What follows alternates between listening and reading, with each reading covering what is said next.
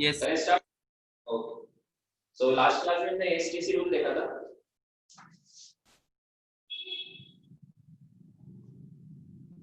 Last class में हमने STC rule देखा था। एक एग्जांपल जल्दी से कर लेते हैं ताकि रिवाइज हो जाएगा। जैसे मैंने बोला साइन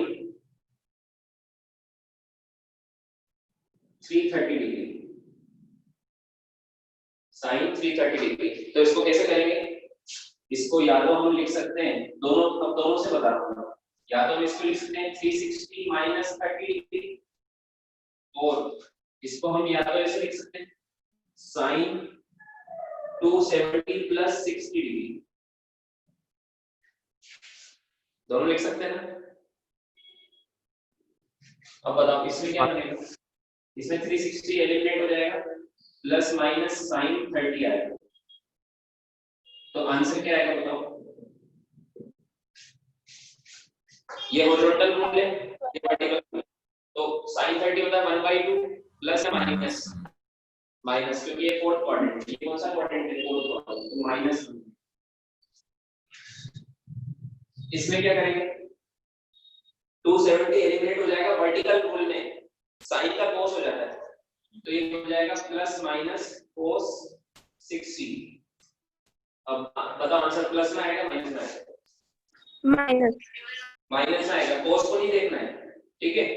sin 330 हमेशा यहीं पे देख लो कि sin 330 sin फोर्थ क्वाड्रेंट में नेगेटिव होता है, तो आंसर तो माइनस में है। तो माइनस और cos 60 कितना होता है? 1/2। ये हमने लास्ट क्लास में सीखे थे दोनों। समझ में आया क्या? ये हमने लास्ट क्लास में सीखे थे दोनों, ठीक है? अब देखो ये 330 डिग्री क्या होता है? अब ध्यान से समझना, एक इंपॉर्टेंट रूल बताने वाला हूं। 330 डिग्री कितना एंगल होता होगा? जैसे मान लो मैंने ये एक्स एक्सिस ली, तो 330 डिग्री ये वाला एंगल होता है, दिस इज 330 डिग्री, है ना? एक इंपॉर्टेंट रूल बताने वाला हूं समझने के लिए। ये 330 डिग्री, इसको मैं अगर ऐसे मेजर करूं तो ये -30 डिग्री होगा कि नहीं होगा? मैंने बताया था ना, एंटी क्लॉकवाइज क्लॉकवाइज माइनस में होता है, तो मतलब 330 डिग्री इक्वल टू -30 डिग्री, दोनों एक ही चीज है। 330 डिग्री इक्वल टू -30 डिग्री, दोनों एक ही चीज है। तो अगर मैं इन दोनों के आगे साइन लगा दूं तो साइन भी दोनों का इक्वल ही होगा। Sine 330 degree is equal to sine of -30 degree. तो अभी हमने इसका निकाला था, इसका -1/2 आया था। इसका कितना आया था? -1/2। ये भी -1/2 आएगा इसका, ये भी इक्वल ही है ना क्योंकि दोनों। तो जब भी एंगल ये -30 डिग्री, -0 से लेकर 90 के बीच में, जब भी एंगल क्या हो 0 से लेकर 90 के बीच में माइनस में हो, मतलब कौन सा क्वाड्रेंट होगा? फोर्थ। अगर एंगल माइनस में भी, तो मैंने पूछा कि tan -60 बताओ, तो बताओ कौन सा क्वाड्रेंट है? फोर्थ। ये फोर्थ में, समझ में आया क्या? सो जब भी माइनस में 0 से 90 के बीच में, तो वो फोर्थ क्वाड्रेंट होता है। और फोर्थ क्वाड्रेंट में कौन कौन पॉजिटिव? सर कॉस और सेक। कॉस और सेक पॉजिटिव होता है, ठीक है? तो मुझे बताओ, जैसे अभी हमने देखा कि sin -30 डिग्री आया -1/2, ये कितना है? ये आएगा -√3। कितना होता है? √3। समझ में आया? तो tan 300 हो या फिर tan -60 हो, दोनों एक ही बात है। इसका आंसर भी -√3 आएगा, इसका भी -√3 आएगा। समझ में आया? cos -60 का कितना आएगा? cos -60 sir 1/2। ये प्लस में आएगा, हाँ सर। तो ये आएगा 1/2, ठीक है? सो cos 300 हो या cos -60 हो, दोनों का प्लस में आंसर आएगा, क्योंकि फोर्थ क्वाड्रेंट में cos प्लस में होता है। तो आपको कुछ फॉर्मूले डायरेक्ट याद कर लो, ये सब लिखने की जरूरत नहीं है, मैंने एक्सप्लेनेशन बता दिया है। अब आपको क्या याद रखना है इंपॉर्टेंट, कि sine of minus theta is equal to होता है minus sine theta, is equal to होता है माइनस साइन थीटा। अभी जैसे हमने देखा था साइन ऑफ माइनस 30 डिग्री, इसको मैं लगाऊं तो क्या बन जाएगा minus sine 30 degree is equal to क्या आ जाएगा माइनस 1/2। ये आया था ना अभी, ये आया था ना। Yes sir. सेकंड साइन सारे देखे sir, cos of minus theta, ये बताओ करेंगे, मेरा नेट गया था थोड़ा देर। फिर से बताओ। हाँ सर। अभी हमने देखा था साइन माइनस 30 क्या होता है, साइन 330 के इक्वल होता है, ये हमने देखा था। Yes sir.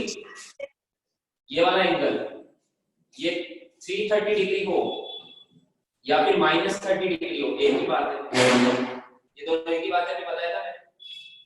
Yes sir. तो साइन 330 और साइन माइनस 30 इक्वल ही आएगा, और साइन 330 आएगा माइनस 1/2, तो ये भी माइनस 1/2 आएगा। Yes sir. तो हमेशा क्या करो, साइन के अंदर में माइनस में हो तो माइनस को आगे निकालो ऐसे, और बच जाएगा फिर sine theta. Sine minus theta is equal to होता है minus sine theta. For example जैसे मैंने बोला साइन माइनस 60, तो ये होगा माइनस साइन 60, मतलब हो जाएगा माइनस √3/2।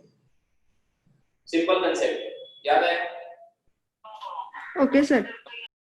अब देखो कोस में माइनस, ये फोर्थ क्वाड्रेंट में तो कोस प्लस में होता है, तो आंसर प्लस में आएगा। कोस और सेक प्लस में आएंगे, फोर्थ क्वाड्रेंट में बाकी सब माइनस है, तो इसका आ जाएगा cos theta. Cos minus theta is equal to होता है कोस थीटा, माइनस हटा दो इसका, जैसे यहां लिखता हूं कोस माइनस 60, ये इज इक्वल टू होगा कोस 60, और कोस 60 कितना होता है 1/2, क्योंकि फोर्थ क्वाड्रेंट में, ये फोर्थ क्वाड्रेंट है, फोर्थ क्वाड्रेंट में सर, कोस प्लस। हां सर वैसे ही अगर सेक माइनस थीटा आएगा तो सेक प्लस में हो जाएगा ना। यस यस, वो लिखूंगा अभी, वो भी लिखूंगा। अब मुझे बोलते जाओ, तुम्हें समझ में आ गया होगा कंसेप्ट क्या है, बोलो इसका क्या है। minus tan 10 theta. Minus,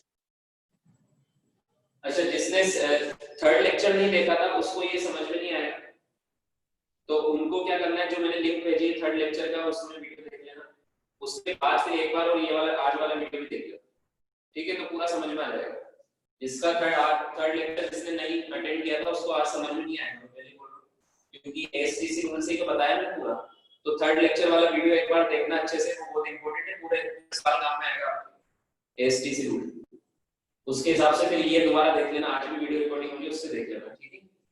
then इसके बाद क्या है, sine cos tan cot minus theta, ये क्या बनेगा minus cot theta. sec minus theta, ये क्या बनेगा थीटा। ये sec थीटा ही बनेगा, क्योंकि फोर्थ क्वाड्रेंट में cos और sec हमेशा पॉजिटिव में आते हैं, ये फोर्थ, ये सारे एंगल कौन से क्वाड्रेंट से फोर्थ वाले, तो फोर्थ में cos और sec का आंसर प्लस में ही देना है, ठीक है। sin cos tan cos sec minus theta, ये बन जाएगा माइनस cos sec। तो जब भी नेगेटिव में एंगल हो तो cos और sec को छोड़ के सब में माइनस बाहर आ जाता है, और फिर ये तो निकालना आता ही आपको, जैसे sin माइनस 30 तो माइनस sin माइनस 60, तो माइनस बाहर निकाल लो और sin 60 आती है आपको माइनस √3/2। वो टेबल याद हो गया सबको। यस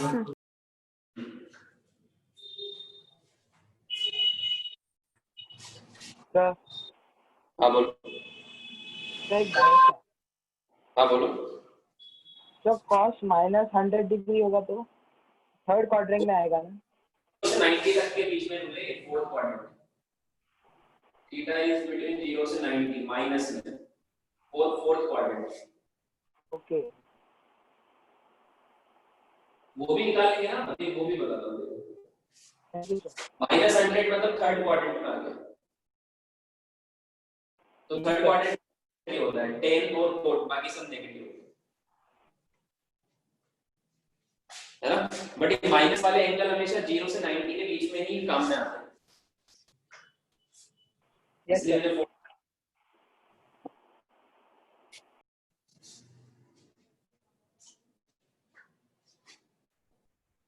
लिख लो। Hello sir. हाँ बोलो। सर लास्ट लेक्चर में आपने 4 सम होमवर्क के लिए दिया था, उसमें जो फोर्थ सम है ना sir, sine 400 degree. Sine 400 degree 400 ले 405 दिया होगा। सर साइन 300 डिग्री 300 दिया था। हाँ साइन अच्छा 300 ओके। साइन 300 तो निकल ही जाएगा। साइन 300 हाँ सर, क्या हाँ होगा हाँ, वो तो अभी निकाला 270 प्लस 30। हाँ हाँ ये 405 ये क्या बनेगा 360 प्लस 40 360 प्लस 40 45। मतलब sin 45 मतलब 1/2। मैंने आपको ओके बोला सर, था थैंक यू सर। प्रैक्टिस हो जाएगी तो विदाउट पेन भी आंसर आएगा। प्रैक्टिस हो जाएगी तो विदाउट पेन आंसर आएगा, है ना। तो जैसे इसको माइंड में कैसे करेंगे, माइंड में करना बताता हूं। विदाउट पेन sin 405 तो सबसे पहले सोच लो फर्स्ट क्वाड्रेंट। सबसे पहले सोच लिया फर्स्ट क्वाड्रेंट है, फिर ये सोच लो हॉरिजॉन्टल या वर्टिकल लगाना है तो हॉरिजॉन्टल लगा लो, उसमें कोई प्रॉब्लम नहीं। साइन हॉरिजॉन्टल मतलब क्या लिखेंगे, साइन 360 प्लस 45। अब 360 एलिमिनेट हो जाएगा तो साइन 45, तो आंसर कितना आ गया 1/2, क्योंकि फर्स्ट क्वाड्रेंट में तो सब पॉजिटिव होते हैं।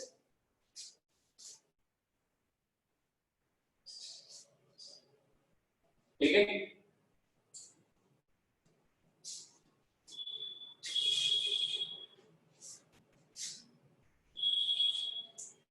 देख लो।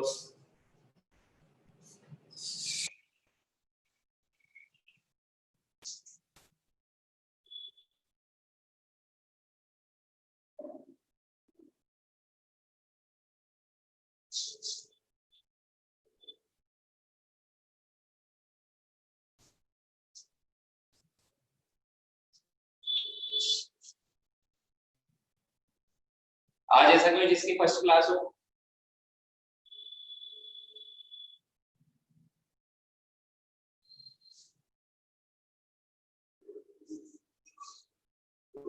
फर्स्ट क्लास तो किसी की नहीं है आज। सर मेरा फर्स्ट क्लास आज। सर मेरा भी सर मेरा भी फर्स्ट क्लास है। किसकी है? मेरा भी भाविक। फर्स्ट क्लास है। भाविक आपकी फर्स्ट क्लास है, कौन से सेंटर से हो? हाँ। कौन से सेंटर से? विराट। विराट से। आप वो फिजिक्स डिस्कशन वाले ग्रुप में ऐड हो क्या? सॉरी। एक फिजिक्स का मेरा पर्सनल ग्रुप है जिसमें सारे बच्चे एडेड हैं, इसमें आप ऐड हो क्या? हाँ मैं हूँ। तो सर, उसमें मेरा मैंने भी है। कंटेंट की लिंक भेजी थी, आपने देख ली थी? नहीं। तो एक काम करना आप, आज आपका काम है, वरना आपको आगे समझ में नहीं आएगा। थर्ड लेक्चर की लिंक और आज में फोर्थ लेक्चर की लिंक लिखूंगा, दोनों आपको आज देखना। फोर्थ मतलब ये वाला हाँ, फिर हाँ। से इसलिए देखना, ये वाला फिर से इसलिए देखना क्योंकि थर्ड से कनेक्टेड है, अभी इतना समझ में नहीं आता होगा। सर, नहीं मेरा समझा, भी मैंने फर्स्ट है। थोड़ा थोड़ा पढ़ा था ना, अच्छा पढ़ा हुआ है, ओके गुड। तो थोड़ा थोड़ा सर। समझा। हाँ तो मेरा भी फर्स्ट लेक्चर है तो मेरे को भी चाहिए था वो लिंक। आप कौन से सेंटर से? अंधेरी। अंधेरी। तो आप उस ग्रुप में ऐड हो, अंधेरी वाले डिस्कशन ग्रुप में। हाँ पर उधर कोई लिंक नहीं आया फिलहाल। अच्छा आपने शायद बाद में ज्वाइन किया होगा, मैं फिर से फॉरवर्ड कर दूंगा। Okay okay sir. आज मैं दोनों की एक साथ फिर से फॉरवर्ड कर दूंगा। ओके ओके, लिख लिया सबने? Yes sir. Yes sir. अच्छा एक टाइम टेबल में अंधेरी और कोयली वाले ग्रुप में जो टाइम टेबल है उसमें मिस्टेक है थोड़ी सी, वो बता देता हूँ। वेडनेसडे विरार में तो सही है, वेडनेसडे को अंधेरी और कोयली वाले ग्रुप में जो टाइम टेबल गया है उसमें वेडनेसडे को केमिस्ट्री की क्लास लगी थी, लेकिन वो फिजिक्स की, वेडनेसडे को फिजिक्स की क्लास। ठीक है, मैं लिंक पे भेज दूंगा उस दिन। विरार में तो सही की मैंने, ठीक है। बोरीवली और अंधेरी वाले के टाइम टेबल पे सिर्फ फिजिक्स की इसकी की क्लास लगनी है, तो वेडनेसडे को करके से कर गया। उस दिन फिजिक्स की क्लास है, लिखो वेडनेसडे को मैं लिख के भेजूंगा आपको उसी दिन। सर बोरीवली वालों को भी ना? हाँ बोरीवली उन लोग को भी ये बोरीवली में फिजिक्स आया है। हाँ तो जिसको वेडनेसडे को केमिस्ट्री आया है उनके लिए फिजिक्स की क्लास है वेडनेसडे को, ध्यान रखना, ठीक है। अच्छा अब देखो ट्रिग्नोमेट्री चल रहा है। ट्रिग्नोमेट्री में हमने क्या क्या पढ़ लिया था? हमने एंगल रिवाइज करा था, हम लोग शुरू से नहीं आ रहे हैं, रिवाइज करा था। ट्रिग्नोमेट्री में हमने एंगल पढ़ लिया था, उसकी डिग्री एंड रेडियन उसके बारे में पढ़ लिया था। फिर हमने sine cos ten trigonometric ratios पढ़ लिए सारे। फिर उनके एंगल्स की टेबल बना ली थी हमने 0 से 90 डिग्री तक की। फिर ज्यादा एंगल के लिए हमने फॉर्मूले शुरू में फॉर्मूले लिखे थे, sin a plus b sin a minus b cos a plus b cos a minus b sin 2 theta cos 2 theta, ये सब फॉर्मूले आपको याद हो जाने चाहिए, ठीक है। इन फॉर्मूले से भी हम निकाल सकते हैं, लेकिन और ज्यादा बड़े एंगल निकालने हैं और वो विदाउट पेन, तो हमने फिर पढ़ा एसटीसी, वो कंप्लीट हो गया। समझ में आ गया सबको? अब आगे देखते हैं कुछ और ट्रिग्नोमेट्री के कांसेप्ट है छोटे छोटे। जैसे मान लो मैंने बोला देखो sin थीटा की हमने वैल्यू देखी थी, sin 90 कितना होता है? 1 होता है। sin 90 कितना होता है? 1। sin 0 कितना होता है? 0। ठीक। sin थीटा की जो रेंज होती है और sin 270 ये होता है -1। तो sin थीटा की जो रेंज होती है, इसकी जो रेंज होती है वो होती है -1 से +1। क्या होती है? मतलब मिनिमम वैल्यू इसकी होती है -1 और मैक्सिमम होती है 1। अगर मैं इसका ग्राफ बनाता हूं, sin थीटा का अगर मैं ग्राफ बनाऊं,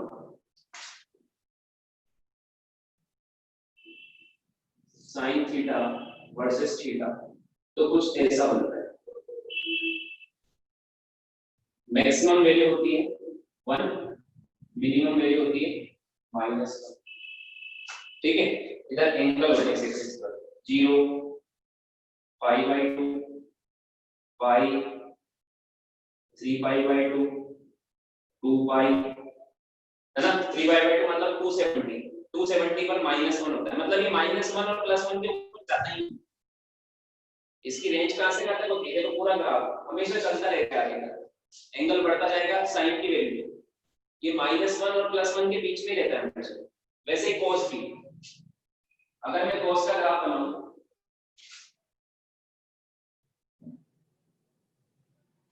तो cos का ग्राफ ऐसा होगा,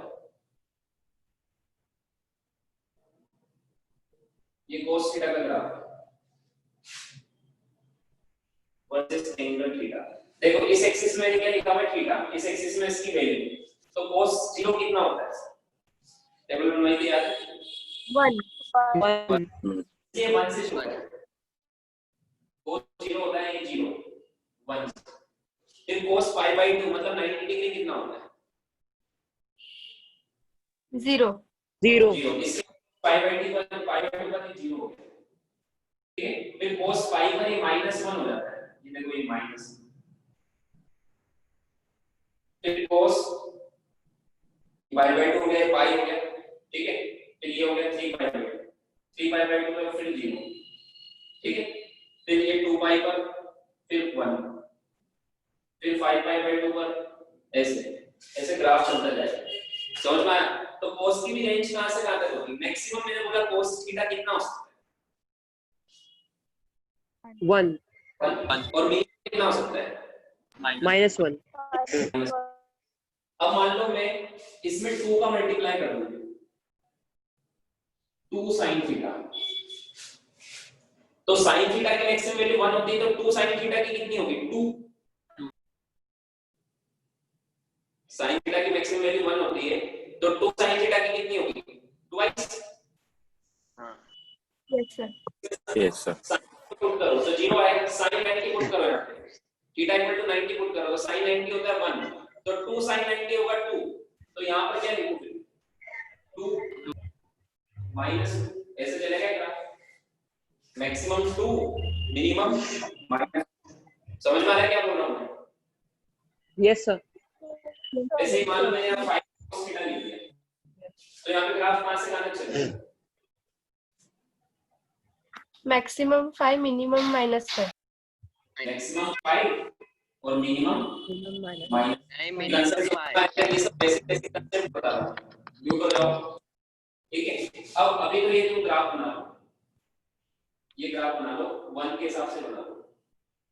फिर ये मैंने क्या बताया अभी समझ में आया? ये 1 के हिसाब से बना लो, 1 और -1 के हिसाब से कि cos थीटा की रेंज और sin थीटा की रेंज -1 से +1 होगी, मिनिमम -1 मैक्सिमम +1। ये ग्राफ बनाओ।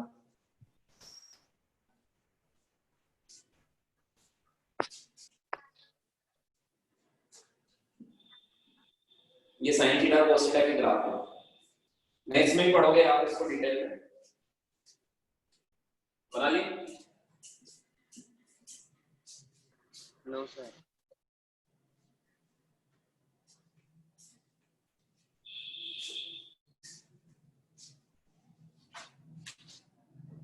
सर स्क्रीन नहीं दिख रही। क्या?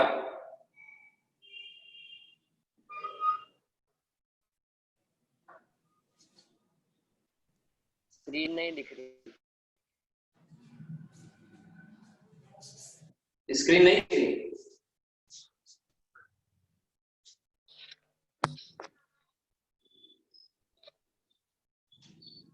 सबको दिख रही है स्क्रीन?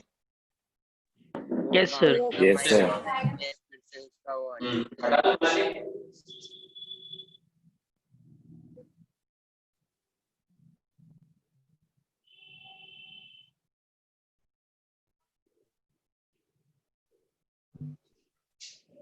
हटा दो ना, ये वैल्यू पे लिखना।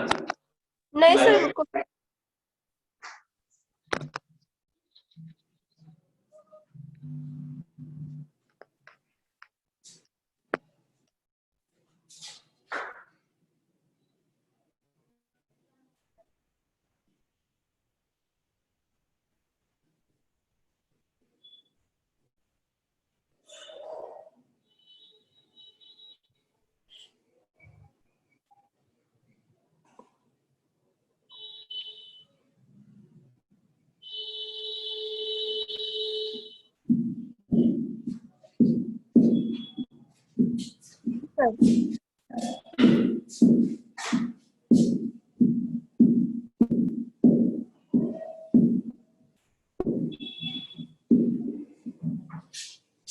अब देखो, अब ये हमने क्यों सीखा? जैसे मान लो एक फंक्शन है y is equal to sin theta, तो मुझे y मैक्स की वैल्यू बताओ, क्या +1 होगी? y की मैक्सिमम वैल्यू कब होगी? जब थीटा 90 होगा, तो y मैक्स कितना होगा? वही जो sin का मैक्सिमम होगा वही y का मैक्सिमम होगा। ये फंक्शन है y is equal to sin theta, तो मुझे बताओ y का मैक्सिमम क्या होगा? +1। y का मिनिमम क्या होगा? -1। -1।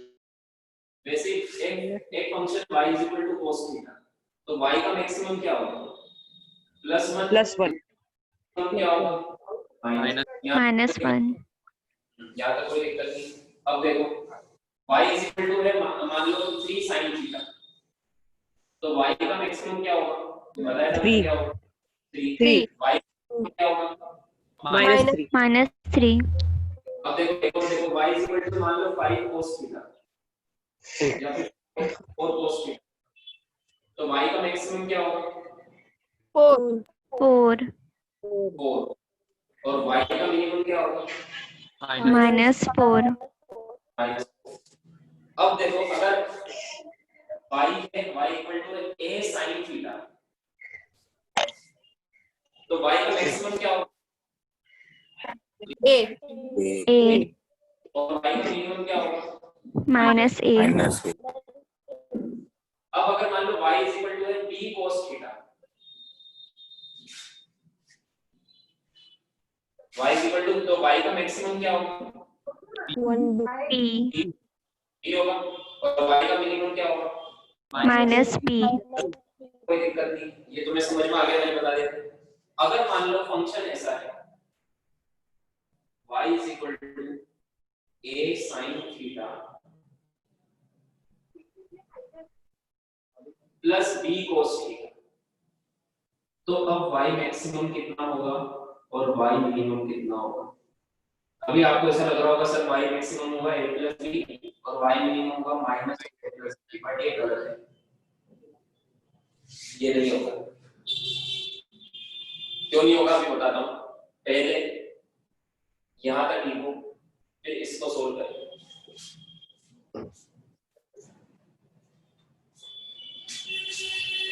ये देखो सारे एग्जांपल्स।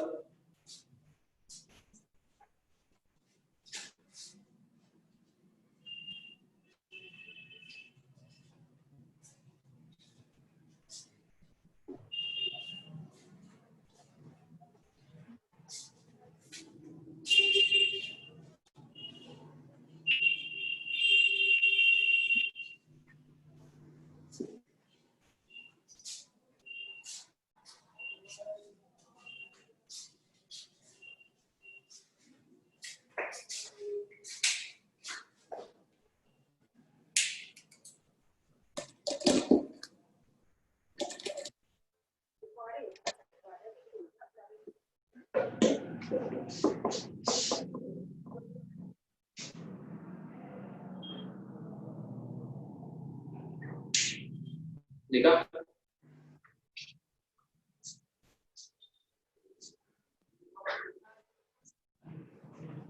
Done sir. डन? ये डन? सबका डन? आगे इसको समझाओ थोड़ा सा।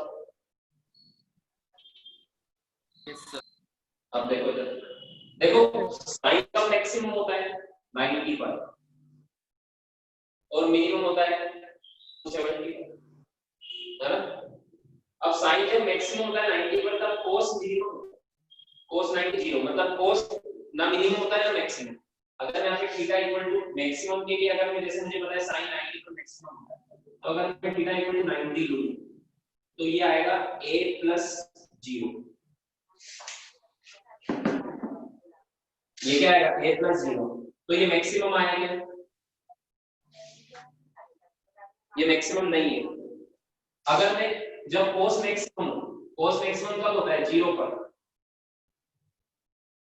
अगर थीटा इक्वल टू 0 डिग्री लूं तो y इज इक्वल टू आएगा a sin 0। sin 0 0 होता है, 0 प्लस 3। ये भी मैक्सिमम नहीं, ये भी मैक्सिमम नहीं है। क्यों नहीं है? क्योंकि हमें वैसा थीटा ढूंढना है जिसकी वजह से दोनों मिला के मैक्सिमम आए, वो थीटा ढूंढना है। और वो मैक्सिमम वैल्यू 45। वो नहीं, वो डायरेक्ट नहीं बोल सकते आप, 45 पर ही ऐसा भी नहीं बोल सकते। अब देखो कैसे निकालेंगे। कुल मिला के कहने की बात ये है कि आप ऐसा नहीं कर सकते कि मैक्सिमम बताना है तो इसका यहाँ पर थीटा 90 रख दो और यहाँ पर थीटा 0 रख दो। ऐसे नहीं कर सकते कि इस जगह थीटा 90 रख दो तो ये a बन जाएगा और इस जगह थीटा 0 रख दो तो ये b बन जाएगा, तो a प्लस b आ जाएगा। ऐसे नहीं कर सकते, थीटा सेम होना चाहिए, क्योंकि ये थीटा 1 थीटा 2 नहीं लिखा हुआ है, ये थीटा दोनों सेम होना चाहिए। समझ में आएगा?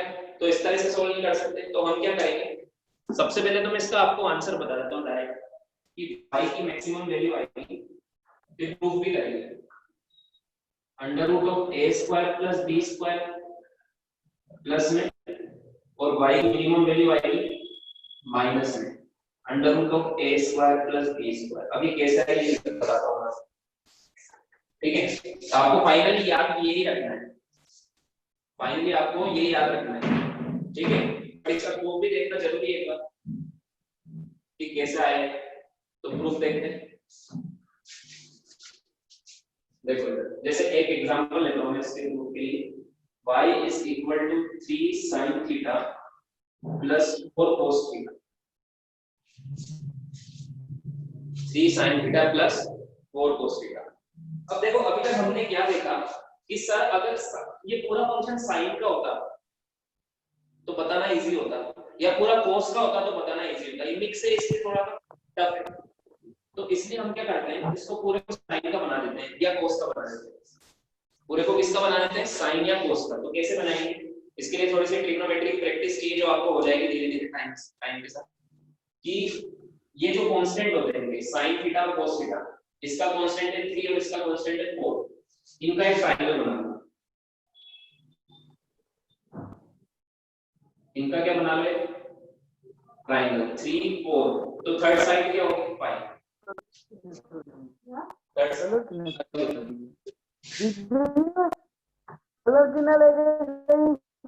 तो चिल्ला जाओ, म्यूट हो जाओ।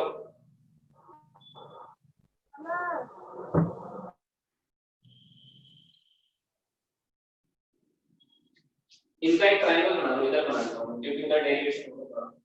किस किस का जो भी कांस्टेंट है इनका, तो 3 और 4 है, तो 3 और 4 का एक ट्रायंगल बना लो। तो मुझे बताओ एक थर्ड, अगर 3 4 का राइट एंगल ट्रायंगल बनाया मैंने, तो थर्ड साइड कौन सी होगी? 5 तो ये एंगल कितना होगा?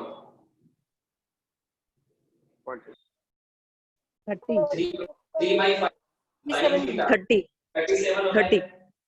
37 53 ये लास्ट क्लास में बताया था मैंने 37 डिग्री का ट्रायंगल, ठीक है। अब देखो, तो ये जो हाइपोटेनस आया, हाइपोटेनस क्या आया? √3 स्क्वायर प्लस 4 स्क्वायर, ये आया 5। इसको इस पूरे फंक्शन में मल्टीप्लाई और डिवाइड दोनों कर दो, उससे कोई फर्क नहीं पड़ेगा। तो मैंने क्या किया, y = 5 से मल्टीप्लाई किया, 5 से डिवाइड किया, इससे कोई फर्क पड़ेगा क्या?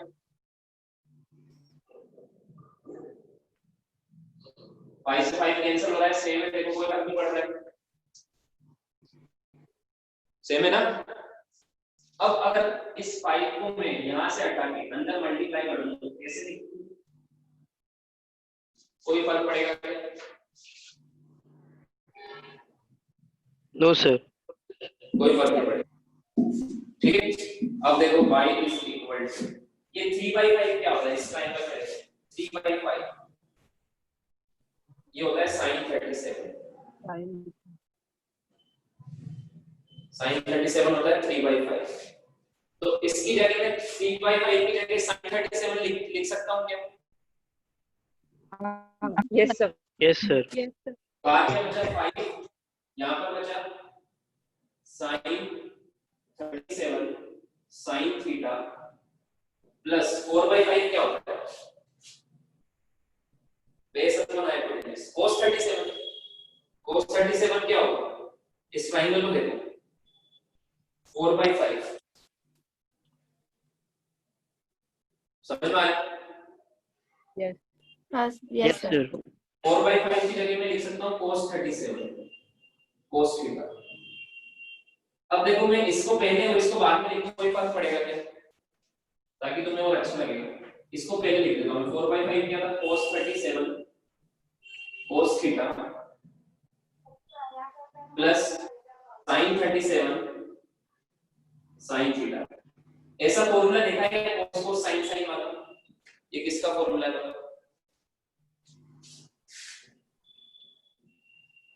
ये cos a minus b का फॉर्मूला, माइनस b, ये cos a minus b का फॉर्मूला देखा था ना, cos a cos b minus cos a cos b plus sin a sin b, cos a minus b का फॉर्मूला है। क्या formula है? cos a cos b minus sin a sin b, ये formula बताया था मैंने, ठीक है। तो इसकी जगह क्या लिख सकता हूं? यहाँ पे a है 37 और b है थीटा, तो इसको लिख सकता हूं मैं cos, या तो 37 माइनस थीटा लिखो या थीटा माइनस 37, कुछ भी लिख सकते हो।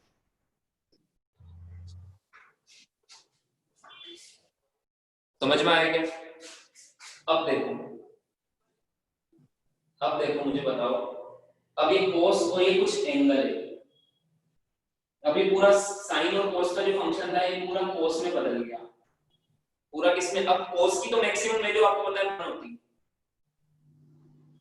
cos की मैक्सिमम क्या होती है? 1, समझ में आया? तो 5 into cos की क्या होगी? 5, तो यहाँ से पता लग जाएगा y कितना है, 5 आया, और मिनिमम कितना आएगा? -5। ये cos में कर देना, आपने पहले sin cos में था तो मैक्सिमम मिनिमम नहीं बता पा रहे थे, बट इसको आपने पूरा cos में कन्वर्ट कर दिया। तो अब cos इसकी जो मैक्सिमम वैल्यू मैक्सिमम 1 होती है और मिनिमम -1 होती है, तो इसके आगे 5 की, तो ये 5 और -5। अब ये 5 डायरेक्ट कैसे याद रखोगे कि ये 5 इन दोनों से जो बन रहा है ट्रायंगल, उनका हाइपोटेन्यूज। अब पूरा सोल्व थोड़ा ना करेंगे हर बार, ये 3 और 4 का हाइपोटेन्यूज है। तो अगर a और b है तो a और b के ट्रायंगल का हाइपोटेन्यूज क्या होगा? अगर मैं a और b की बात करें, ये क्या होगा? Under root a square plus b square, ये होगा ना? Yes sir. तो फिर मैक्सिमम क्या आएगा? इन दोनों का जो हाइपोटेन्यूज वो मैक्सिमम और उसमें माइनस लगा दो वो मिनिमम। समझ में आया? मैक्सिमम मिनिमम डायरेक्ट निकाल सकते हैं, ये फॉर्मूला है, this is the formula direct. ये तो मैंने प्रूफ बता दिया आपको, बट अब से अगर आपको ऐसे क्वेश्चन आते हैं कि इस ये फंक्शन है, इसमें a और b की जो भी वैल्यू दी है उसका मैक्सिमम वैल्यू और मिनिमम वैल्यू बताओ, तो इस फॉर्मूले में पुट कर सकते हैं डायरेक्ट। समझ में आया? मैक्सिमम मिनिमम साइन और cos का मिक्स वाला फंक्शन का कैसे निकालना है, लिख लो।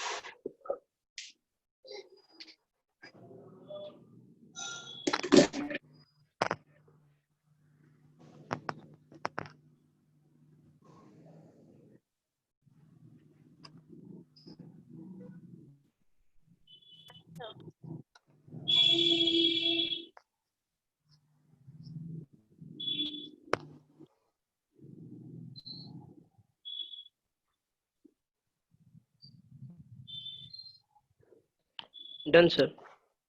डन।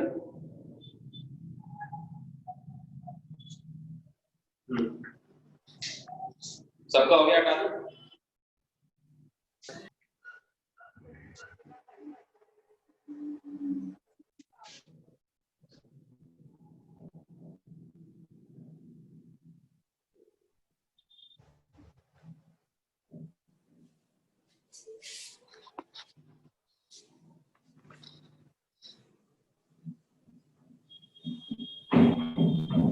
चलो एक ओरल क्वेश्चन, इसका आंसर मुझे बता दो आप ऐसे।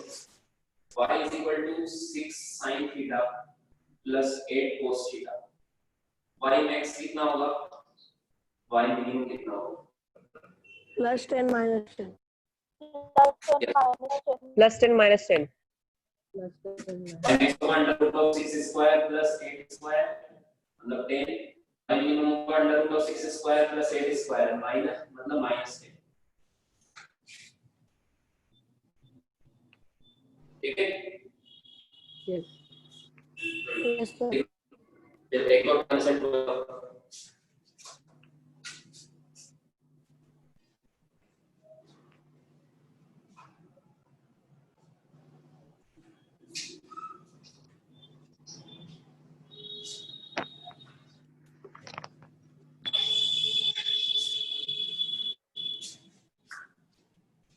ट्रिग्नोमेट्री सबको समझ में आ रही है अच्छे से?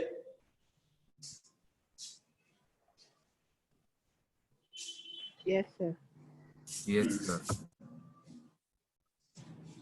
अब देखो, जैसे हमें पता है राइट एंगल थ्योरम में पाइथागोरस थ्योरम, ये मान लो a है, ये b है, ये c, ये राइट एंगल है, तो क्या लिख सकता हूं मैं c² = a² + b²। तो अगर आपको a और b में c आप निकालना है, बट मान लो अगर राइट एंगल ट्रायंगल ना हो, ऐसा होगा ये बी, ये ए और ये सी, और ये एंगल है थीटा। ठीक है, तो अभी इसका फॉर्मूला बताऊंगा, प्रूफ वेक्टर में पढ़ेंगे जब वेक्टर पढ़ेंगे। ठीक है, फॉर्मूला याद है, C square is equal to होगा A square plus B square minus 2ab cos theta. ये थीटा कौन सा एंगल है, ये वाला। और सी, अब देखो यहाँ सी, यहाँ कौन सी साइड है, यहाँ कौन सी साइड है, ये वाली साइड होती है जो एंगल के सामने वाली होती है। ये एलएचएस में वाली साइड होती है जो एंगल के सामने होती है। सी स्क्वायर एंगल के सामने वाली, मान लो एंगल इधर वाला पता होता तो ऐसे लिखता है। अगर ये वाला एंगल पता होता ये वाला तो ऐसे लिखता a square equal to b square plus c square minus 2bc cos theta. समझ में आया कौन सी साइड्स कहां पुट करनी है? अब देखो, अगर ये थीटा 90 हो जाए, जैसे इस वाले में 90 डिग्री ना थीटा, तो cos 90 क्या होता है, 0। तो c square is equal to क्या आएगा, a square plus b square. समझ में आया? ये देखो फॉर्मूला एक्सप्रेशन देता हूं इसको,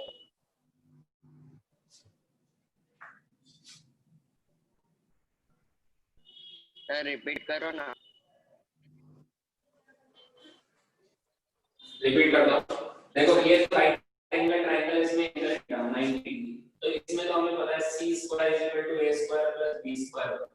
बट अगर थीटा और कुछ एंगल हो तो फिर तीनों साइड्स में क्या रिलेशन होता है, तो ये रिलेशन होता है c square is equal to a square plus b square minus 2ab cos theta. इसको हम प्रूफ करेंगे जब वेक्टर पढ़ेंगे। ठीक है, ओके सर।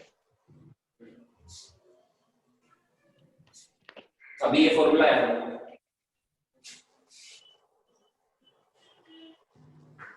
सर ये लॉ ऑफ कोसाइन है ना? यस, इसको बोलते हैं कोसाइन रूल। अब देखो मैं इसमें वैल्यू चेंज कर देता हूं, c की जगह लिख लिया सबने? सबने लिख लिया? No no sir.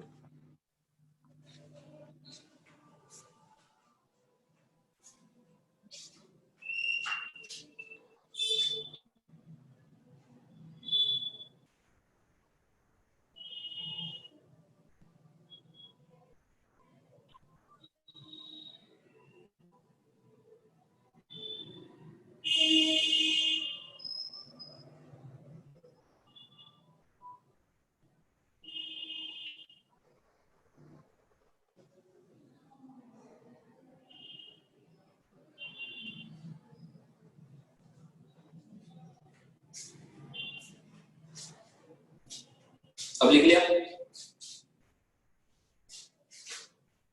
जैसे मान लो ये 3 है, ये 4 है, ये 5 है। Find theta, find single theta.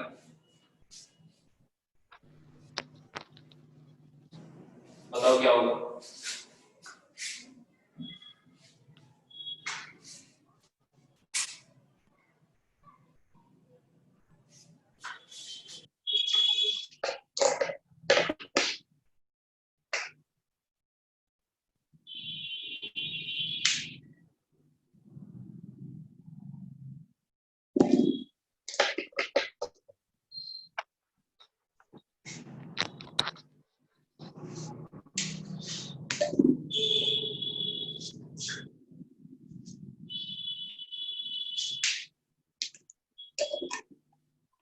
आ गया?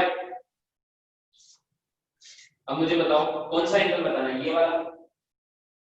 तो इस फॉर्मूले में c क्या होता है, एंगल के सामने वाला।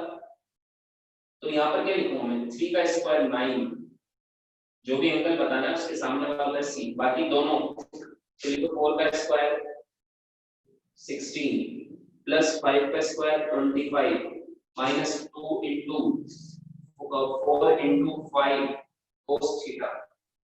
ठीक है, so 9 equal to 25 plus 16 41 minus 5 into 4 20 into 2 40 cos theta. so इसको उधर ले जाओ, 9 को इधर लाओ, 40 cos theta is equal to 41 minus 9 32। ये 8 से 4 टाइम्स, ये 8 से 5 टाइम्स, तो cos थीटा है 4/5। बताओ थीटा कितना होगा? कौन सा एंगल cos का 4/5 37 37 डिग्री 37 डिग्री। कर लोगे इसे क्वेश्चंस?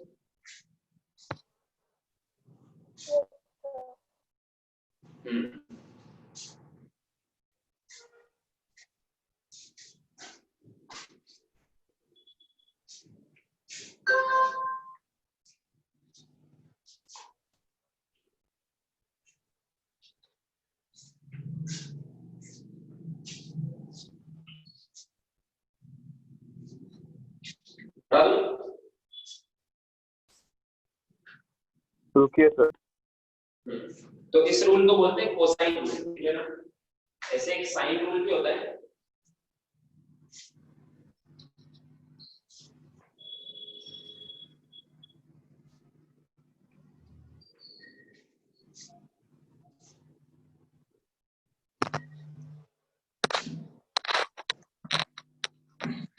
साइन रूल क्या होता है? देखो म्यूट वाला किसी की आवाज है।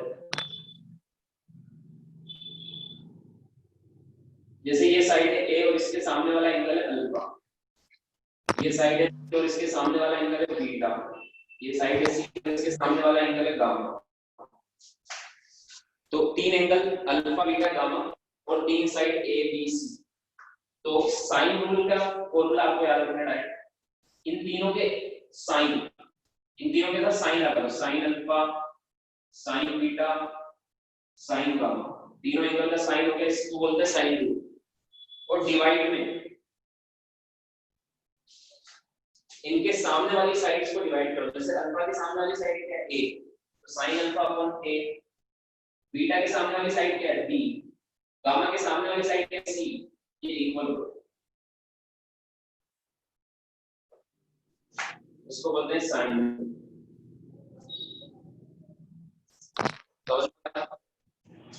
सर क्या बोलते हैं इसे? Sine rule. ये साइन, इसमें साइन साइन आ रहा है, इसको बोलते हैं साइन रूल। ये कैसे यूज करते हैं कि मान लो आपको कोई भी दो साइड और दो एंगल गिवन है, तो इसमें पुट करो, बाकी दो चीजें पता लग जाएंगी।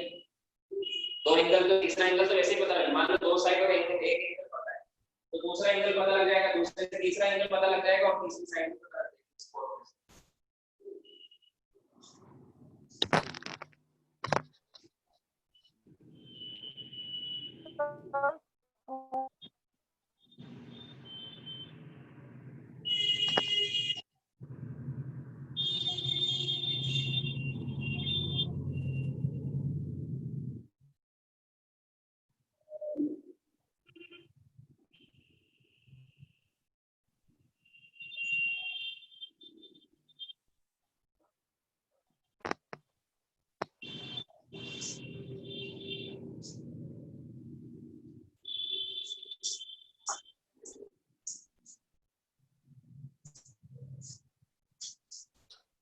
Clear? Yes, sir. Yes sir. अब देखो ट्रिग्नोमेट्री कंप्लीट हो गया हमारा। तो हमने अभी तक क्या क्या पढ़ लिया? फंक्शन पढ़ लिया है एंड ट्रिग्नोमेट्री पढ़ लिया, ठीक है? फंक्शन एंड ट्रिग्नोमेट्री हमने पढ़ लिया। अब देखो फंक्शन में एक छोटा सा टॉपिक होता है, वैसे आपको पता धीरे धीरे पता भी लग जाएगा, बट अभी देख लो, मैं types of function. Types of function, function पता है ना सबको? फंक्शन क्या होता है एक बार मैं बता देता हूं। मैं जैसे मेरे पास एक इक्वेशन है, जिन्होंने क्लास अटेंड नहीं की थी, जैसे मेरे पास एक इक्वेशन है y 2x 5, y 2x 5। जैसे मैंने इसमें x 0 पुट किया तो y 5 आया, x 1 पुट किया तो y 7 आया, x 2 पुट किया तो y 9 आया। तो इनपुट में क्या दे रहा हूं मैं? x, और आउटपुट में क्या आ रहा है? y, और y x पर डिपेंड कर रहा है। इनपुट में x दे रहा हूं और आउटपुट में उसके हिसाब से y चेंज हो रहा है। मींस इसको देख के मैं क्या बोल सकता हूं कि y डिपेंड्स अपॉन x, ऐसे बोल सकता हूं ना। अब इसको मैथमेटिकल लैंग्वेज में क्या बोलते हैं? डिपेंड्स अपॉन को क्या बोलते हैं? function of y is a Function of x. x, ऐसे बोलते हैं ना, जिन्होंने फंक्शन की क्लास अटेंड नहीं की थी, थोड़ा सा समझ लो कि इस इक्वेशन को देख के हम क्या बोल सकते हैं कि y is a function of x, कि y x पर डिपेंड करता है। जैसे मान लो एक दूसरी equation y is equal to 2t square plus 5, तो इसको देख के क्या बोल सकते हैं, y is a function of t, कि y t पर डिपेंड करता है। ये होता है फंक्शन का मीनिंग। समझ में आया क्या? तो अब इसको मैथमेटिकली कैसे लिखते हैं?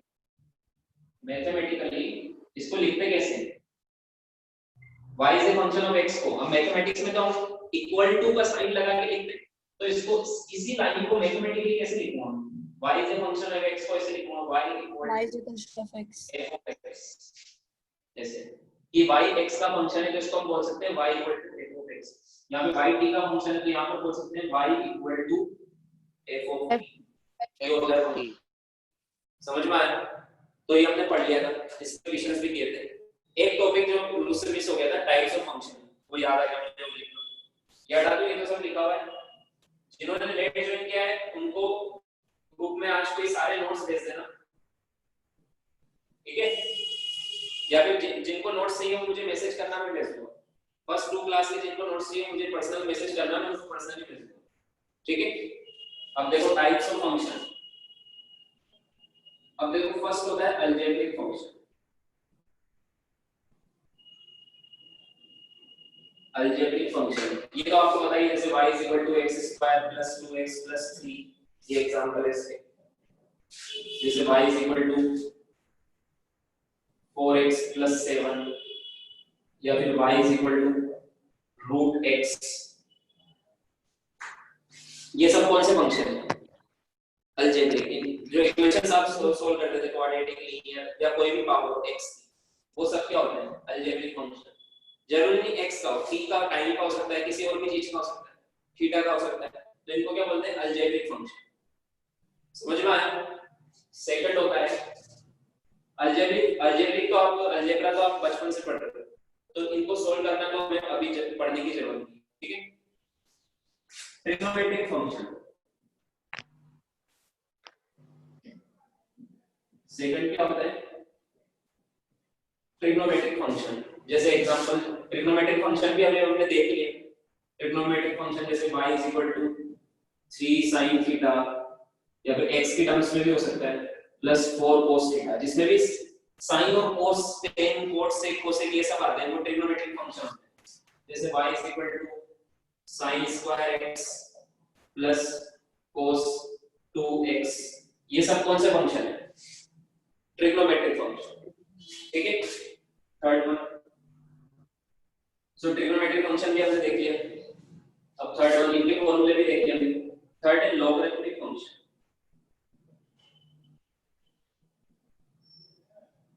ये अभी हम पढ़ेंगे। ट्रिग्नोमेट्रिक हमने पढ़ लिया, अलजेब्रा आपको आता है पहले से, क्लास 10 तक आप पढ़ चुके हो, बहुत सारा बुक में काफी। लॉगरिथमिक फंक्शन हम अभी पढ़ेंगे, ठीक है? इसके एग्जांपल अभी लिख देता हूं बस, बट इसका मीनिंग क्या है वो अभी हम पढ़ेंगे तब समझ में आएगा। जैसे कई बार ऐसा देखा आपने, y = log of x to the base any base, ठीक है? y = ln of x, तो ये सब इस तरह जहां पे log या ln लिखा हुआ है, इनको बोलते हैं लॉगरिथमिक फंक्शन। क्या बोलते हैं? ये देखेंगे अभी हम, ठीक है? अभी बस टाइप्स लिखवा रहा हूं। Fourth, exponential function.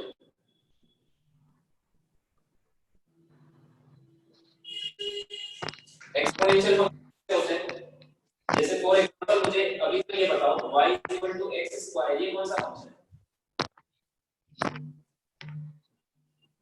ये कौन सा फंक्शन है? अलजेब्रिक। अब इसको ऐसे लिखो, y = 2 की पावर x, ये अलजेब्रिक है क्या? नो, लॉगरिथमिक ये अलजेब्रिक नहीं है। अलजेब्रिक में जो वेरिएबल होता है वो बेस पर होता है, और एक्सपोनेंशियल में जो वेरिएबल होता है वो डिग्री में होता है। एक्सपोनेंट, इसको बोलते हैं एक्सपोनेंट। एक्सपोनेंट या पावर या डिग्री। तो एक्सपोनेंशियल फंक्शन कैसे होंगे? जिसमें वेरिएबल कहां पर होगा? वेरिएबल मतलब जिसकी वैल्यू आप चेंज कर सकते हो। वो होगा पावर में, डिग्री में या एक्सपोनेंट में। इसको बोलते हैं एक्सपोनेंशियल फंक्शन। जैसे y = 2 की पावर x + 3, ये exponential. y = 2 any number a की पावर x, ये सब क्या है? Exponential function. समझ में आया? ये भी हम लॉगरिथमिक के साथ ये पढ़ लेंगे एक ही बार। Then mixed function. Mixed function तो क्या, इन सब के मिक्स में। जैसे मान लो एक एग्जांपल, जैसे y = x² + sin 2x। देखो इसमें अलजेब्रिक भी है और ट्रिग्नोमेट्रिक भी, दोनों है ना, तो इसको बोलेंगे मिक्स फंक्शन। जैसे फॉर एग्जांपल y = 2 की पावर x + x², इसमें एक्सपोनेंशियल भी है और अलजेब्रिक भी है। जैसे for example y = 2x + log to the base 10 of x, इसमें अलजेब्रिक भी है और लॉगरिथमिक भी है। तो ये मिक्स्ड फंक्शन बेसिकली तो 4 टाइप के होते हैं, फिर उनके मिक्स कर सकते हैं। समझ में आया टाइप्स ऑफ फंक्शन? ये लिख लो। फिर हम देखेंगे लॉगरिथमिक फंक्शन, क्योंकि अलजेब्रिक तो आता है आपको और ट्रिग्नोमेट्रिक मैंने पढ़ा है।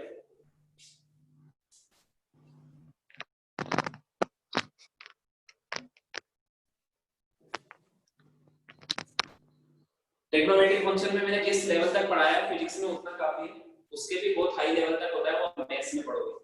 ठीक है?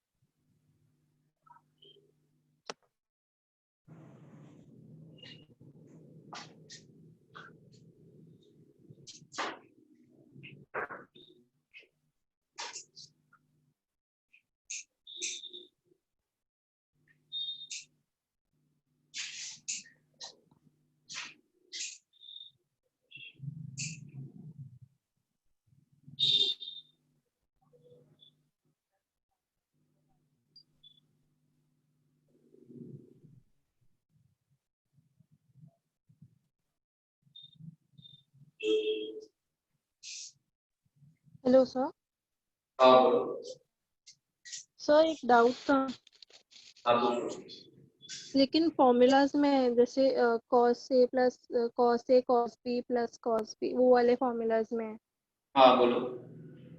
सर अगर cos एक क्वेश्चन है तो हम cos 53 माइनस 45 लिखे या cos 45 माइनस 37, दोनों सेम आंसर आ रहा है तो चलेगा ना ऐसे? हाँ दोनों से सेम। जैसे cos 8 डिग्री है तो आप इसको या तो cos 53 माइनस 45 लिख लो और फॉर्मूला लगा लो, या फिर cos 8 डिग्री को आप cos 45 माइनस 37, दोनों से वही आएगा। ठीक है, करके देख लो, दोनों से सेम आंसर आएगा। Yes sir, thank you sir. Sir अपन रोल अलग अलग यूज होंगे ना, एक में वर्टिकल एक में हॉरिजॉन्टल? वो तो इस वाले में थोड़ा यूज करना है, ये तो सिंपल, इसको तो ऐसे लिख सकते हैं ना। इसमें कौन सा, इसमें नहीं लगेगा एसटीसी रूल। इसमें तो हम क्या करेंगे, cos जैसे मैंने लिया cos 45 माइनस 37, तो इसमें फॉर्मूला लगा cos a minus cos b का, तो फॉर्मूला क्या होगा, ये करवाया था मैंने class. cos 45 cos 37 plus sin 35 sin 37। अब वेरी गुड कर दो। cos 45 होता है 1/2, है ना। cos 37 होता है 4/5, ठीक है, प्लस sin 45 होता है 1/√2। sin 37 होता है 3/5, तो ये आएगा 7/5 ये करवाया था मैंने। एसटीसी रूल तो 90 डिग्री से अगर ज्यादा बड़े वाले एंगल उसमें लगाते हैं। कौन से वाले एंगल में लगाते हैं? 90 से ज्यादा वाले। लिख लिया सबने? Yes sir. Yes.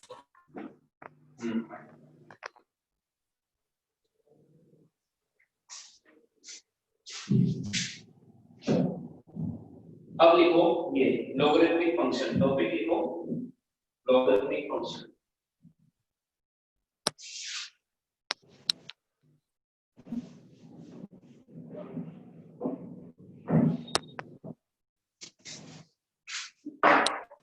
So next topic is sir मेरा अभी नेट चला गया था तब ये तो प्लीज एक्सप्लेन करोगे फिर से लास्ट कौन सा क्या लास्ट का 2 मिनट में जो आपने अभी सीखा है वो एक्सप्लेन करोगे क्योंकि मेरा नेट चला गया था। वो तो टाइप्स ऑफ फंक्शन है, कितने टाइप्स के फंक्शन होते हैं जैसे अलजेब्रिक, ठीक है उसके एग्जांपल लिख देते मैंने। फिर मैंने लिखा था अलजेब्रिक के बाद ट्रिग्नोमेट्रिक, फिर लिखा था लॉगरिथमिक, लॉगरिथमिक का भी पढ़ाऊंगा मैं। फिर लिखा था मैंने एक्सपोनेंशियल। टाइप्स ऑफ फंक्शन बताया था, ठीक है। तो आप किसी के जिसका भी नेट नहीं चलता है मुझसे पूछ लिया करो, मैं नोट्स दे दूंगा, है ना। बीच बीच में अगर नोट्स नहीं लिख पा रहे हो तो या तो ग्रुप में जिसने पूरे नोट्स लिखे हुए हर क्लास के बाद ग्रुप में अपने नोट्स अच्छे से भेज दो ताकि जिसका कुछ मिस हुआ है वो लिख लेगा। ओके समझ पाए? और किसी का कंसेप्ट ही मिस हो गया तो वीडियो दोबारा देख लो उस जगह पे जाके। ओके ठीक है, थैंक यू। मैंने कंसेप्चुअल कुछ नहीं पढ़ाया था, ठीक है। अब पढ़ाने वाला हूं, अब ध्यान से देखो लॉगरिथमिक फंक्शन ये क्या होते हैं देखो। अब इसको एक एग्जांपल से समझाता हूं मैं, फिर आप आगे और बताओ कि देखो कोई भी नंबर, जैसे मैंने बोला एक नंबर क्या है 25, ठीक है। इसको मैं दो तरीके से लिख सकता हूं, इसको मैं दो तरीके से रिप्रेजेंट कर सकता हूं। या तो मैं इसको लिख सकता हूं 5 का स्क्वायर इज इक्वल टू 25, ऐसे लिख सकता हूं 5 का स्क्वायर इज इक्वल टू 25। इसको बोलते हैं एक्सपोनेंशियल रिप्रेजेंटेशन। कोई भी रियल नंबर को हम दो तरीके से रिप्रेजेंट कर सकते हैं, या तो एक्सपोनेंशियल रिप्रेजेंटेशन या फिर लॉगरिथमिक रिप्रेजेंटेशन। सो ये 25 एक रियल नंबर है, रियल पॉजिटिव नंबर। इसको या तो मैं ऐसे लिख सकता हूं 5 का स्क्वायर इज इक्वल टू 25, या फिर इसको बोलते हैं एक्सपोनेंशियल रिप्रेजेंटेशन, ठीक है। इसमें ये तो रियल नंबर है,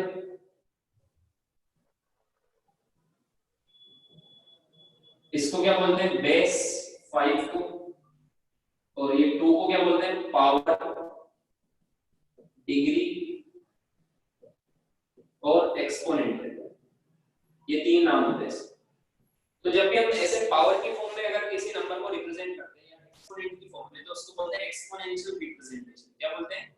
एक्सपोनेंट। एक और तरीके से इस 25 को मैं रिप्रेजेंट कर सकता हूं, देखो कैसे। जैसे अभी तक तो हम बोलते थे कि 25 5 का स्क्वायर 25 होता है। एक्सपोनेंशियल रिप्रेजेंटेशन में कैसे बोलेंगे? 5 का स्क्वायर 25 होता है। एक और होता है लॉगरिथमिक रिप्रेजेंटेशन। लॉगरिथमिक रिप्रेजेंट, अभी कुछ लिखना नहीं है। लॉगरिथमिक रिप्रेजेंटेशन में 25 को कैसे लिखेंगे? देखो ये जो नंबर है 25, इसमें हम ऐसे पूछेंगे जैसे अभी तक तो मैं आपसे पूछता था कि मुझे बताओ 5 का स्क्वायर कितना होता है, तो आप इक्वल टू में लिख दोगे 25। अब मैं बोलूंगा कि 5 की कौन सी पावर 25 होती है और इसके आगे लॉग लगा दो। इसका मतलब क्या है? लॉगरिथमिक रिप्रेजेंटेशन में इसका मतलब क्या होता है कि 5 की कौन सी पावर 25 होती है? बताओ 5 की कौन सी पावर 25 होती है? 2। तो इसका आंसर आ जाएगा। देखो दोनों एक दूसरे के उल्टा है रिप्रेजेंटेशन। यहां पर हम कैसे बोलेंगे कि 5 की पावर 2 25 होती है, 5 स्क्वायर 25 होता है कि 5 की पावर 2 25 होती है। यहाँ पर ऐसे बोलेंगे कि 5 की कौन सी पावर 25 होती है, तो दोनों एक दूसरे के अपोजिट होते हैं। एक्सपोनेंशियल रिप्रेजेंटेशन और लॉगरिथमिक रिप्रेजेंटेशन दोनों एक दूसरे के अपोजिट होते हैं। समझ में आया क्या? फिर से देखो कि कोई भी रियल नंबर जो होता है, अभी कुछ नहीं लिखना है, उसको टू वेज में रिप्रेजेंट कर सकते हैं, एक तो एक्सपोनेंशियल रिप्रेजेंटेशन और एक लॉगरिथमिक रिप्रेजेंटेशन। समझ में आया? एक्सपोनेंशियल में कैसे लिखते हैं कि जो भी नंबर है उसको स्क्वायर फॉर्म में लिख दो कि 5 का स्क्वायर इक्वल टू 25। तो यहाँ पर हम कैसे पूछते थे, अभी तक कैसे पूछा जाता है कि 5 की स्क्वायर क्या होती है, तो आंसर में आएगा 25। बट लॉगरिथमिक में इसको उल्टा पूछेंगे कि 5 की कौन सी पावर 25 होती है, तो आंसर आएगा 2। तो यहाँ पर ये 2 ये वही पावर, डिग्री और एक्सपोनेंट जो वहां पर, ठीक है, ये वही है नंबर, रियल नंबर या नंबर, और वहां पर 5 क्या था, बेस, यहाँ पर इसको बोलते हैं बेस। देखो सब कुछ वही है, बस लिखने का तरीका बदल गया। समझ में आया क्या? तो अभी इसको मत लिखो, लिखवा दूंगा बाद में, अभी लिखो कि लॉगरिथमिक फंक्शन क्या होता है। सबसे पहले तो लिखो, तो इसमें लिखेंगे हम, लिखते जाओ मेरे साथ साथ। It is used to simplify, it is used to simplify mathematical calculation, mathematical calculations, ठीक है। फिर मैंने आपको क्या बोला, any real number is represented, can be represented in two ways. So any real number can be represented in two ways, ठीक है। कौन कौन सा? फर्स्ट तो है एक्सपोनेंशियल रिप्रेजेंटेशन,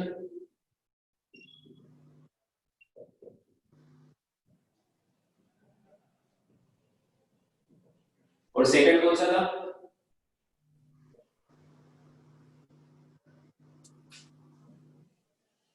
लॉगरिथमिक रिप्रेजेंटेशन। सबको फीलिंग है कि लॉगरिथमिक रिप्रेजेंटेशन का मतलब क्या होता है? अभी लिखवाऊंगा वो एग्जांपल में, फिर से पहले बस समझाया कि कोई भी रियल नंबर को टू वेज में रिप्रेजेंट कर सकते हैं, एक तो एक्सपोनेंशियल रिप्रेजेंटेशन और एक दूसरा लॉगरिथमिक। जैसे मान लो कोई भी एक रियल नंबर है n, कोई भी एक रियल नंबर है n, इसको टू वेज में रिप्रेजेंट कर सकते हैं। n इज रियल नंबर, ठीक है। एक तो पावर वाला जिसको बोलते हैं एक्सपोनेंशियल, तो यहाँ पे क्या लिखूंगा मैं कि कोई भी a की power x is equal to, जैसे 25 को लिखा था मैंने 5 का स्क्वायर इक्वल टू n, 5 का स्क्वायर 25 होता है। तो यहाँ पे क्या लिखा हमने, a की पावर x n होती है, ऐसे लिखा ना। इसको क्या बोलेंगे, a की पावर x, इसको कौन सा रिप्रेजेंटेशन या कौन सा फंक्शन बोलते हैं, एक्सपोनेंशियल। इसमें n क्या होता है, n तो नंबर ही, ये क्या है, ये है बेस, ये क्या है, पावर, डिग्री या एक्सपोनेंट, और इसको बोलते हैं एक्सपोनेंशियल रिप्रेजेंटेशन।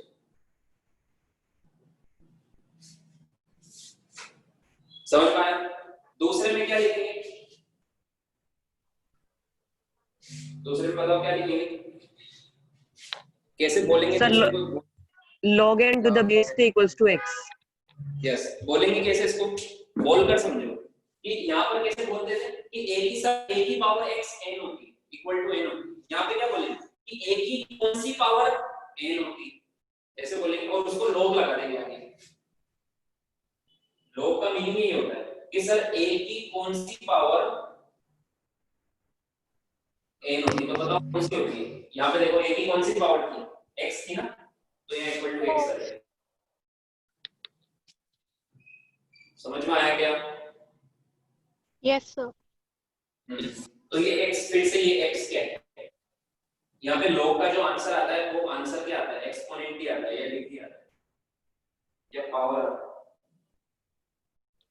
ये क्या है, ये तो नंबर ही है, और ये क्या है, ये जैसे, और ये क्या है, ये नंबर है। इसको क्या बोलते हैं हम, logarithmic representation.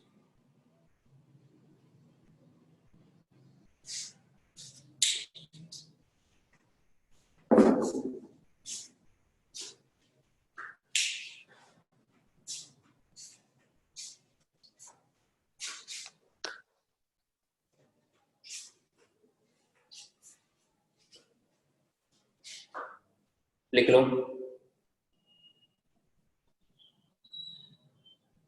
Done sir.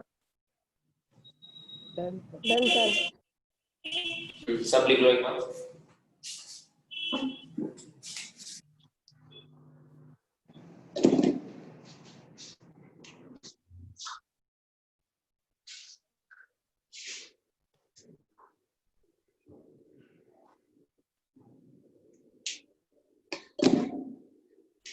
Done sir. पूरा लिख दिया, पूरा कोड हटा दूं?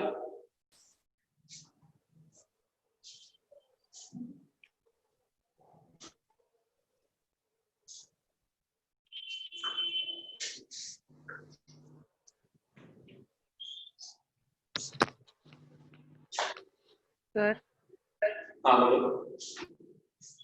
मुझे एक्चुअली नोट चाहिए था फर्स्ट सेकंड और थर्ड लेक्चर का। कौन कौन से लेक्चर का? फर्स्ट सेकंड और थर्ड। ओके, सो मुझे मैसेज कर, तो आपका नंबर दो ना मुझे। तुम ग्रुप में ऐड होगे ना, उसमें है मेरा संदीप शर्मा नाम से, चलो मैं लिख देता हूँ। हाँ ठीक। 8749066602। ठीक है। अच्छा, मेरे पास थर्ड लेक्चर के नोट्स नहीं आए, किसी ने नहीं भेजे, तो कोई मुझे थर्ड लेक्चर के नोट्स भेज देना। मेरे पास फर्स्ट 2 लेक्चर्स के हैं, या फिर उस ग्रुप में भेज देना थर्ड लेक्चर के नोट्स। कोई भेजेगा पक्का?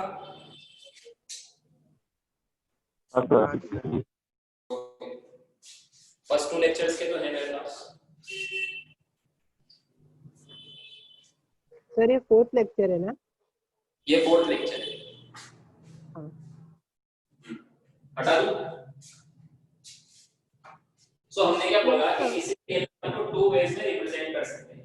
जैसे n है तो इसको या तो पावर की फॉर्म में कर दो कि a की power x equal to n, या फिर ऐसे कर दो कि a की कौन सी पावर n होती है, तो वो होती x, तो आंसर हो जाएगा पावर। लोग के आंसर में क्या मिलता है आपको, पावर के एक्सपोनेंट। ठीक है, एक्सपोनेंशियल फंक्शन के आंसर में क्या मिलता है, नंबर ही मिलता है। समझ में आया? अब कोई एग्जांपल लिख लेते हैं जो मैंने लिखा था। इससे तो पहले लिया था 25, अब ले लेते हैं 36 ले लेते हैं। 36 को मैं क्या, म्यूट हो जाओ, किसकी आवाज आ रही है? या तो 6 का स्क्वायर इक्वल टू 36 लिख सकते हैं। इधर क्या लिख सकते हैं, logarithmic log 6 to the base 6 कौन equal सी to पावर 36 होती है, 6 to 36। तो ये होती है 6, सॉरी 2। समझ में आया? अच्छा, इसको बोलते कैसे, जैसे वहां पे बोलते हैं 6 स्क्वायर इक्वल टू 36, इसको कैसे बोलते हैं, log ऑफ 36। इसको बोलते कैसे, log of 36 to the base 6। ये बेस है, दिस इज बेस। इसको बेस क्यों बोलते हैं, क्योंकि आप जो भी नंबर बेस पर होता है उसको बेस बोलते हैं। ये पावर, ये बेस और इसकी पावर, जैसे ये बेस है और ये इसकी पावर, तो ये नंबर है। तो log of 36 to the base 6 equal to होता है 2। समझ में आया? ये लॉगरिथमिक रिप्रेजेंटेशन, ये सॉरी वो एक्सपोनेंशियल रिप्रेजेंटेशन, ये लॉगरिथमिक रिप्रेजेंटेशन लिख लो।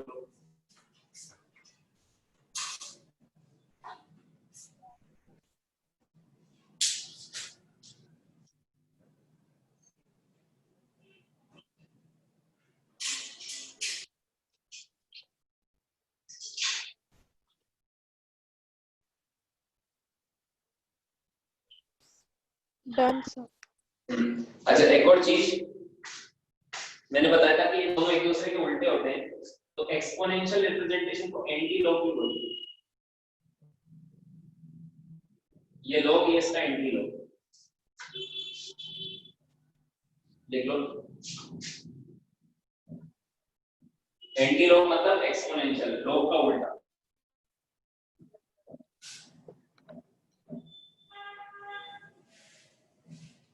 चलो अब इसके कुछ एग्जांपल करते हैं।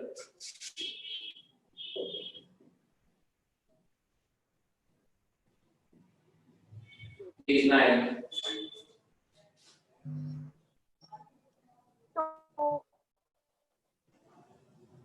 टू टू टू है, ये तो चलो डायरेक्ट पता लग गया। टू की कौन सी पावर 4 होती है? टू होती है। टू की कौन सी पावर 4 होती है? टू का स्क्वायर 4 होता है ना, तो 2 आएगा।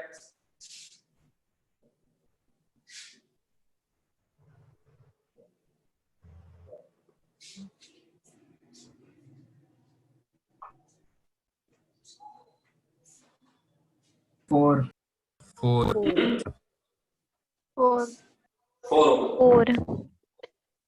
ये क्या होगा? 4। ये 3 की पावर 4 83 into 3 9 9 into 3 27 27 into 3 81। ठीक है, अब ऐसे डायरेक्ट जब तक आपको आता है तब तो आप डायरेक्ट आंसर करोगे, कभी-कभी डायरेक्ट आंसर नहीं आता है तो कैसे करते हैं फिर सोल्व? तो इसको हम क्या करेंगे, जैसे किसी को इसका डायरेक्ट आंसर नहीं आ रहा है तो इसको इक्वल टू x लिख दो। ये हमें नहीं पता सर कितना है, तो इक्वल टू क्या लिख दो? x, है ना। अब ये x क्या है? ये पावर है। मैंने बताया था ना, लॉग का जो भी आंसर आता है वो पावर या डिग्री होती है।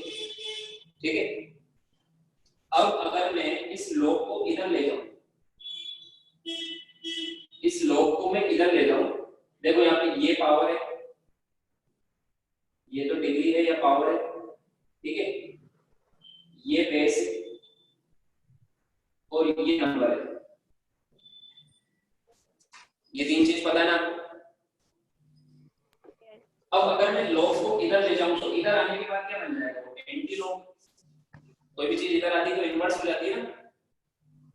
तो अगर मैं मुझे इसको 81 को अलग करना है तो लॉग को इधर ले जाना पड़ेगा, तो क्या बन जाएगा? Anti log. समझ में आ रहा है क्या बोल रहा हूं? लॉग को अगर हटा के इधर ले जाओ तो क्या बन जाएगा? Anti log. और एंटी लॉग मतलब क्या होता है? एक्सपोनेंशियल वाला फंक्शन, पावर वाला फंक्शन। एंटी लॉग क्या होता है? एक्सपोनेंशियल। देखो अगर मैं लॉग को हटा दूं तो इधर बन जाएगा एंटी लॉग। एंटी लॉग मतलब एक्सपोनेंशियल फंक्शन। तो पावर में रहेगा और नीचे क्या रहेगा? बेस। बेस कितना था? 3। बेस कितना था? 3। तो अगर मैं लॉग को हटा के इधर लाया तो ये एंटी लॉग, एक्सपोनेंशियल फंक्शन। समझ में आएगा? और इधर क्या बचेगा? 81। उधर नंबर ही बचेगा ना। हमने लॉग को एक्सपोनेंशियल में कन्वर्ट कर दिया, एंटी लॉग लगा दिया। इसको बोलते हैं एंटी लॉग लगाना, कि लॉग को उधर ले जाओ तो एंटी लॉग बन जाता है। तो लॉग को इधर लेके आए तो लॉग का उल्टा क्या होता है? एक्सपोनेंशियल। तो इधर बन गया 3 की पावर बेस से 3, तो 3 की पावर x से डिग्री, तो डिग्री में x आएगा, तो 3 की पावर x। अब देखो इस 81 को क्या लिख सकता हूं मैं? 3 की पावर 4, और इधर क्या है? 3 की पावर x, तो x इक्वल टू आ गया 4। ऐसे लिखो इसका सॉल्यूशन, क्योंकि ये एंटी लॉग लगाना काम में आएगा। ऐसे लिखो इसका सॉल्यूशन।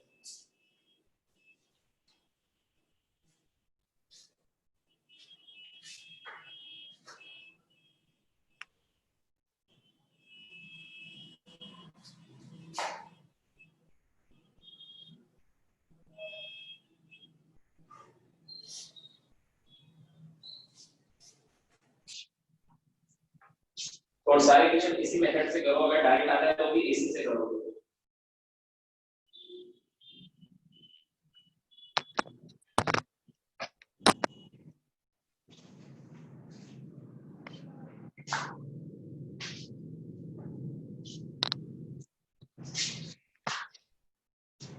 हो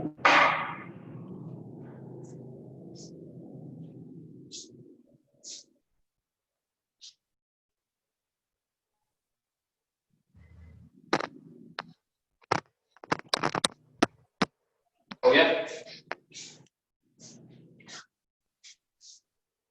ये हो गया, वो लिख लिया सबने? अब इधर देखो, इसको क्या लिखेंगे? वैसे तो इसका आंसर 3 आएगा, सबको पता लग रहा होगा। 8 into 8 64, 64 into 8 500, ठीक है। बट इसको लिख दो इक्वल टू x। हमें एंटी लॉग की प्रैक्टिस करनी है थोड़ी सी, इसलिए मैं ऐसे करा रहा हूं, क्योंकि बाद में काम आएगा। इक्वल टू लिख दिया x। अब इस लॉग को इधर ले जाओ, तो इधर क्या बचेगा 512 और इधर क्या हो जाएगा 8 की पावर x। ये समझ में आया? सेकंड बार में डायरेक्ट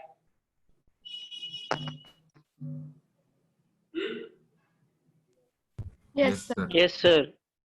अब मैं 512 को क्या लिख सकते हैं? 8 का क्यूब इज इक्वल टू 8 की पावर x, तो x इक्वल टू आ गया 3।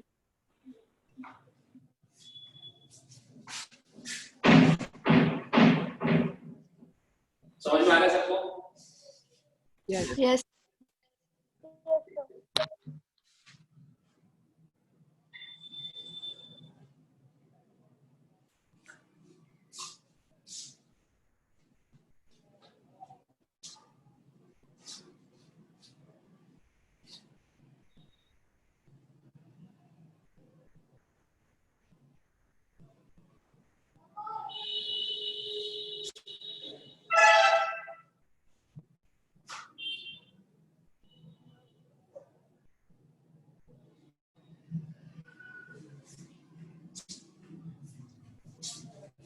सर 2 आंसर है। 2 है आंसर। 2 नहीं आएगा, रूट 2 का स्क्वायर 2 होता है। 3 4 आएगा। अब इधर ले जाओ तो एंटी लॉग बन जाएगा, तो इधर बचेगा 4 और इधर बचेगा √2 की पावर x। अब पावर इक्वल करते हैं तो यहाँ पे बेस भी इक्वल होना चाहिए, तो 4 को हम √2 की कितनी पावर में लिख सकते हैं? देखो √2 into √2 into √2, अगर 3 में लिखोगे तो इधर 2 √2 बनेगा, एक और √2 लगाओ, तो √2 into √2 √2 into √2 2 into 2 4, तो कितनी पावर आ रही है? 4। तो इसको क्या लिख सकते हैं? √2 की पावर 4 is equal to √2 की पावर x। अब बेस इक्वल है तो पावर भी इक्वल होगी, तो x equal to 4। तो इसका आंसर क्या आएगा? 4। समझ में आया? यस प्रैक्टिस में कोई कमी नहीं।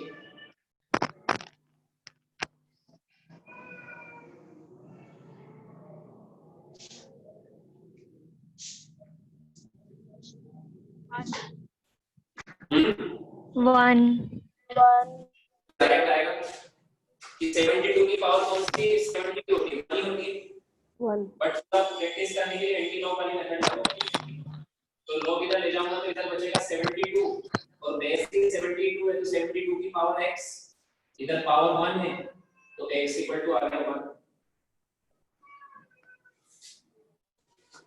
तो जब नंबर और बेस इक्वल हो, ये याद रखना है, अगर नंबर और उसका बेस इक्वल हो तो आंसर 1 आता है।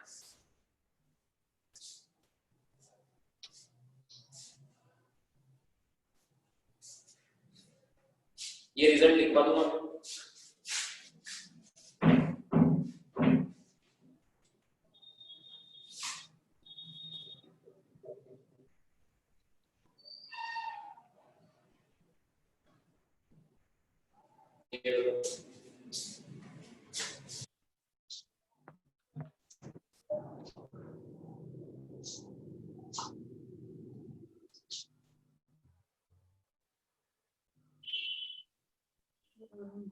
Sir 10।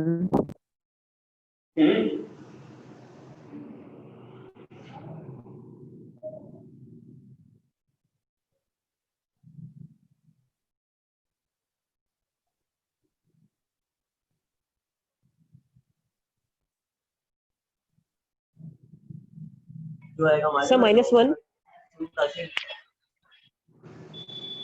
Yes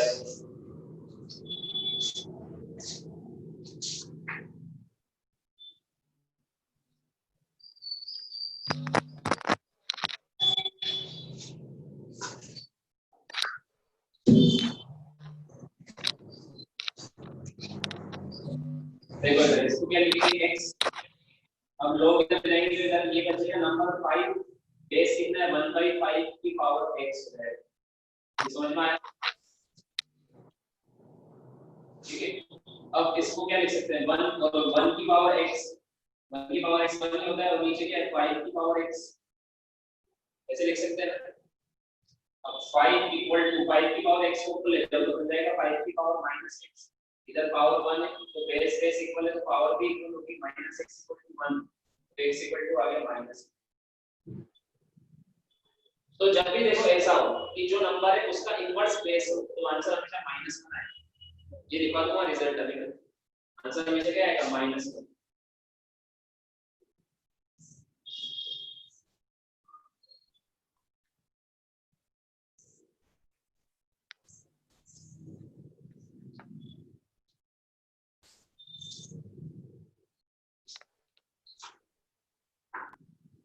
zero yes 0 zero कैसा है, जैसा लिख लो पहले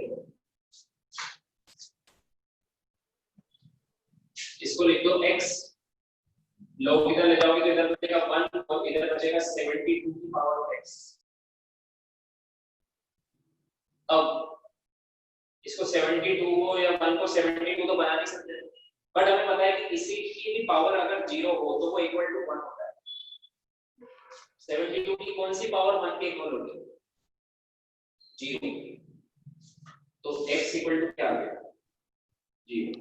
तो log 1 और बेस कुछ भी हो हमेशा 0 होता है, log 1 हमेशा 0 होता है, तो रिजल्ट्स याद रख लो, log of n to the base n, ये कितना आएगा नंबर और ये बेस इक्वल हो तो 1 सेकंड वो अलग आएगा, log of n to the 1/n, ये कितना आएगा -1 थर्ड ये वाला log of 1 to any base n1, ये कितना है 0 तो ये डायरेक्ट आंसर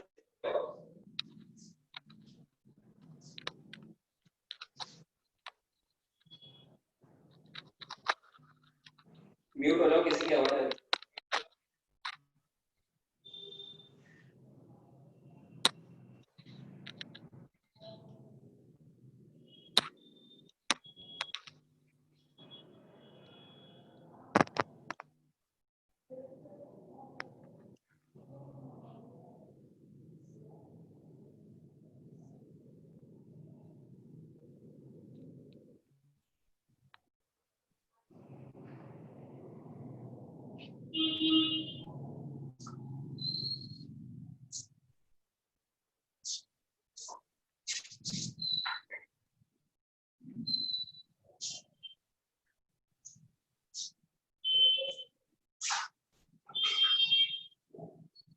क्लियर,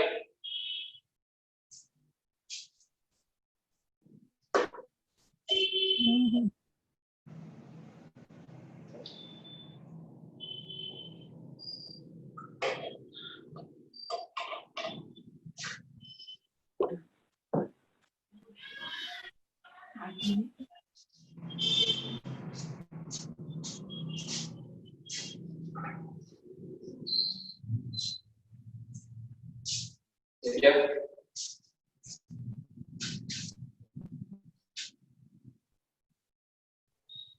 हटा दो, यस नो बोलने तो मैं यस सर यस सर अब देखो कुछ प्रॉपर्टीज होती है जो आपको डायरेक्ट याद रखना है, तो बेस में आप पढ़ोगे डिटेल में, यहाँ पे फिजिक्स में काम में आ जाते हैं कभी कभी, तो मैं लिखवा देता हूँ लॉग के फॉर्मूला नंबर 1,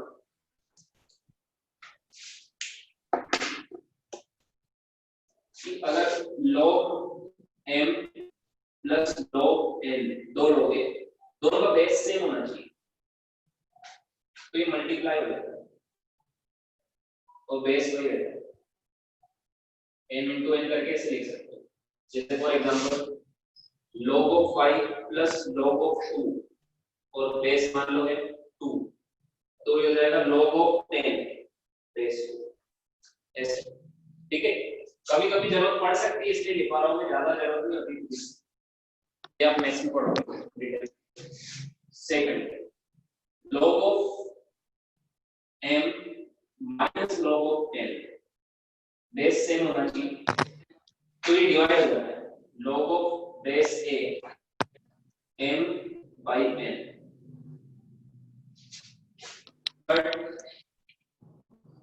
प्लस हो तो मल्टीप्लाई होता है, माइनस हो तो डिवाइड होता है। ठीक है, थर्ड log m की पावर n बेस a, तो अगर log में जो नंबर है उसकी भी कुछ पावर है तो वो पावर आगे आता है, तो ये बन जाएगा n log m base a। तीन तो ये फॉर्मूला हो गए, याद रखना है। एक और काम में आ सकता है कभी कभी, इसको बोलते हैं base change property. Base change property क्या होती है, जैसे मान लो एक कोई log ऑफ x है और उसका बेस है y, log ऑफ x और उसका बेस है y, तो इसको आप लिख सकते हैं log of x upon log of y, और इसका बेस आप कुछ भी लगा सकते हो आपकी इच्छा से, बट दोनों में सेम लगता है। बेस चेंज मतलब आपको बेस चेंज करना है, तो जैसे जैसे मैंने बोला log of 5 to the base 2, तो इसको मैं लिख सकता हूं log of 5 upon log of 2, और कोई भी बेस लगा सकता हूं, जैसे मुझे बेस 3 लगाना है तो 3 लगा दो, बट दोनों में सेम लगाना है, तो कोई भी बेस जो सेम हो वो लगा सकते हैं। इसको बोलते हैं बेस चेंज प्रॉपर्टी। ठीक है, ये लिख लो सारे, जब भी काम आएंगे तो फिर से रिवाइज कराऊंगा मैं, अगर कभी ये काम ना आए कभी बस लिख के रखो। Done sir. सब लिख लो। Done sir.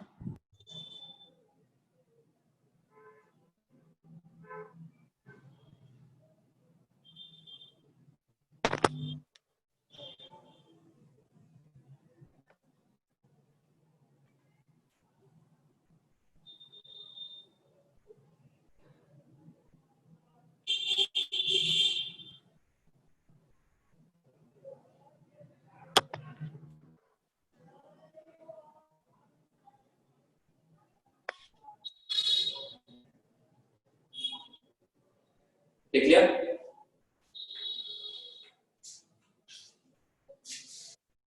हटा दूं?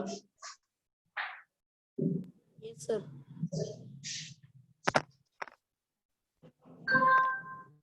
तो लॉग में फीलिंग आ गई क्योंकि आपको लॉग रिप्रेजेंटेशन क्या होता है। अब देखो एक और है जो आप बार बार पढ़ोगे, नेचुरल लॉग। नेचुरल लॉगरिथम, ठीक है। इसका मतलब क्या होता है, एक हम लॉग पढ़ रहे थे, एक होता है नेचुरल लॉग। नेचुरल लॉग का मतलब क्या होता है, ऐसा लॉग जिसका बेस हो e, log with base e, log with base e, ठीक है। इसको नेचुरल लॉग। e क्या होता है, ये एक नंबर होता है जो आप मैथ्स में पढ़ोगे। इस e की वैल्यू होती है 2.71, e की वैल्यू होती है 2.71। समझ में आया? जैसे मान लो कोई एक n नंबर है, कोई नंबर है y, उसको मैं दो तरीके से लिख सकता हूं, या तो e की पावर x = y लिख सकता हूं। म्यूट हो जाएगा, किसी की आवाज आ रही है बहुत तेज, ठीक है। भाविक म्यूट हो जाओ। या तो ऐसे लिख सकता हूं e की पावर x, ये e क्या है, ये 2.71, और अगर इसको लॉग की टर्म्स में लिखूंगा तो क्या लिखूंगा इस नंबर को, अभी ये देखना बताया था मैंने कि मैंने बोला e की पावर x = y होता है, e की पावर x = तो यहाँ पे क्या बोलूंगा, e की कौन सी पावर y होगी, x। तो यहाँ पे बेस कितना है, ये बेस है, ये बेस है, ये नंबर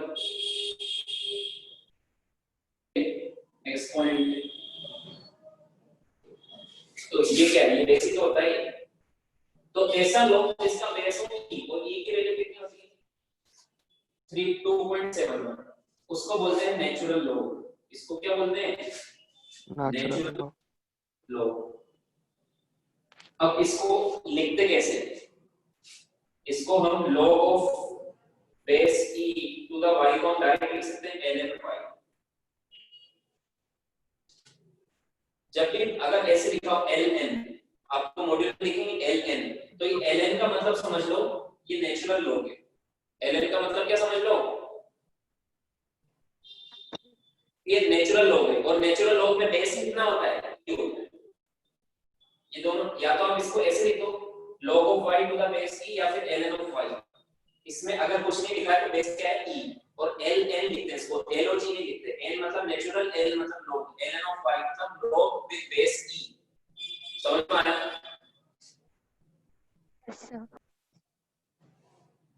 अब देखो जैसे फॉर एग्जांपल, जैसे अगर ये आपको याद रखना है एक चीज, यहाँ पे लिख रहा हूँ, अगर log ऑफ 5 लिखा हुआ है और ln ऑफ 5 लिखा हुआ है और बेस कुछ भी नहीं लिखा हुआ है दोनों में, तो अगर log ऑफ 5 लिखा हुआ है तो इसका मतलब है इसका अगर बेस l और g 5 लिखा हुआ और बेस नहीं बता रहा तो बेस आपको 10 लेना है, और कुछ बेस हो तो लिखा होगा, तो इसमें बेस कितना लोगे 10, मतलब यहाँ पे क्या, यहाँ पे 10 लिखो 14। समझ में आया? ये सब बुक्स में फॉलो किया जाता है, ठीक है। सीबीएसई और कोई से बोर्ड की बुक हो, अगर log ऑफ 5 लिखा हुआ है तो बेस आपको 10 लेना है, या log ऑफ कोई भी नंबर लिखा हुआ है उसमें बेस नहीं लिखा हुआ तो बेस आपको क्या लेना है 10। और अगर ln ऑफ एनी नंबर लिया हुआ है ln, तो ln तो नेचुरल लॉग होता है, तो इसका बेस क्या होता है e। ये ध्यान रखना है दो चीजें, कि अगर log लिखा हुआ है तो उसका बेस होता है 10, और ln लिखा हुआ है तो उसका बेस होता है e। और अगर कोई और बेस हो तो उसको लिख के बता देंगे। समझ में आया? सो नेचुरल लॉग क्या होता है, लॉग विद बेस e। ऐसा लॉग जिसका बेस क्या हो e हो, उसको बोलते हैं नेचुरल लॉग।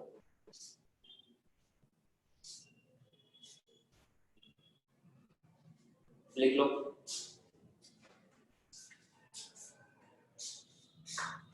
सर हम लोग log के जगह ln लिख सकते हैं? सिर्फ जिसका बेस e हो वही लिख सकते हैं बस। लॉग और नेचुरल लॉग दोनों अलग अलग है। नेचुरल लॉग का बेस e होता है, लॉग का तो कुछ भी हो सकता है। Okay sir. समझ में आया? ये लिखा ना मैंने, नेचुरल लॉग क्या होता है, लॉग विद बेस e, और e की वैल्यू होती है 2.71। Okay sir.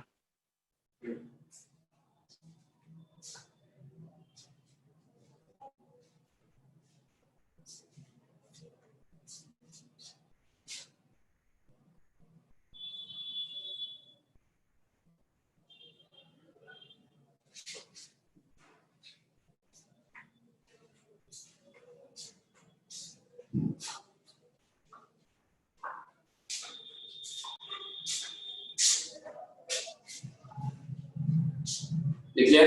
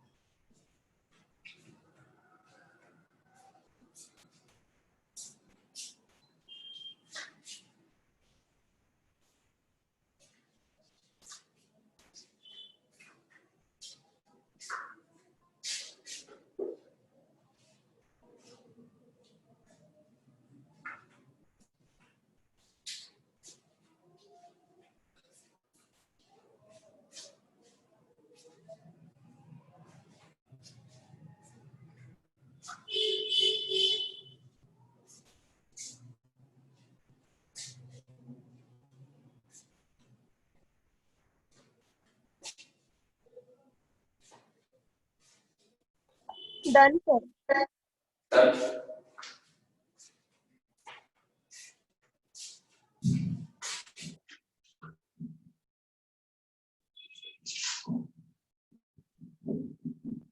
अब देखो सिंपल एक क्वेश्चन और कर लेते हैं। जैसे मैंने बोला log of 10, बताओ ये कितना होगा?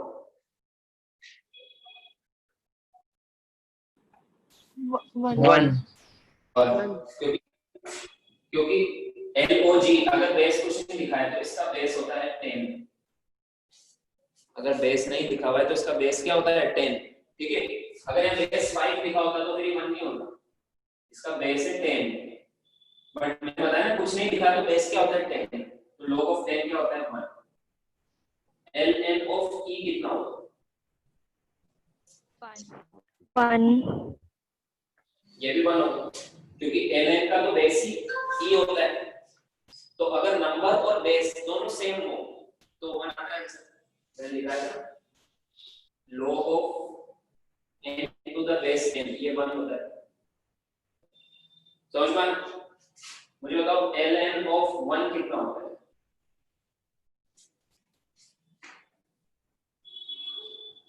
सर 0। ln तो 1 तो हमेशा 0 होता है, चाहे log हो या नेचुरल log। बेस कुछ भी हो, चाहे 1 2 4 5 10 हो या e हो, इसका बेस e है, तो log 1 तो 0 ही होता है हमेशा। लिख लो ये।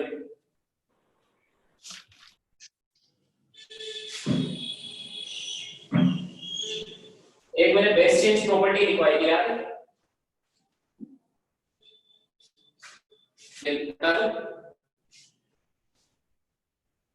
हाँ सर।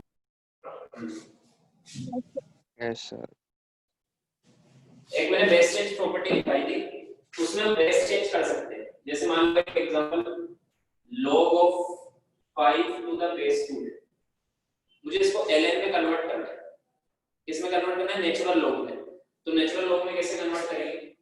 इसको मैं ऐसे लिख सकता हूँ log of 5 to the log of 2, ऐसे लिख सकता हूँ। मैं अभी बताया था मैंने, और कोई भी बेस बताना, तो मैंने बेस लगा दिया e,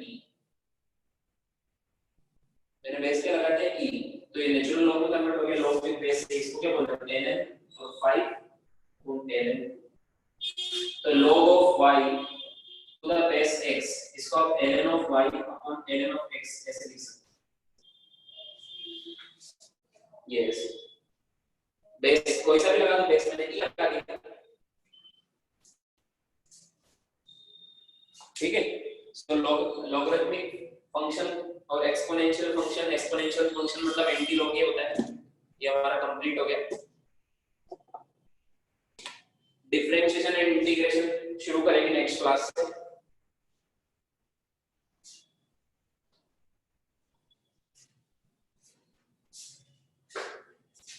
तो हमने फंक्शन पढ़ लिया है और ट्रिग्नोमेट्री पढ़ ली है एंड टाइप्स ऑफ फंक्शन देख लिए, ठीक है। अब इस चैप्टर में हमारा बचा हुआ है डिफरेंशिएशन, इंटीग्रेशन एंड वेक्टर। उसके बाद फिर फिजिक्स स्टार्ट हो गई। अभी हम मैथमेटिकल टूल्स पढ़ रहे हैं।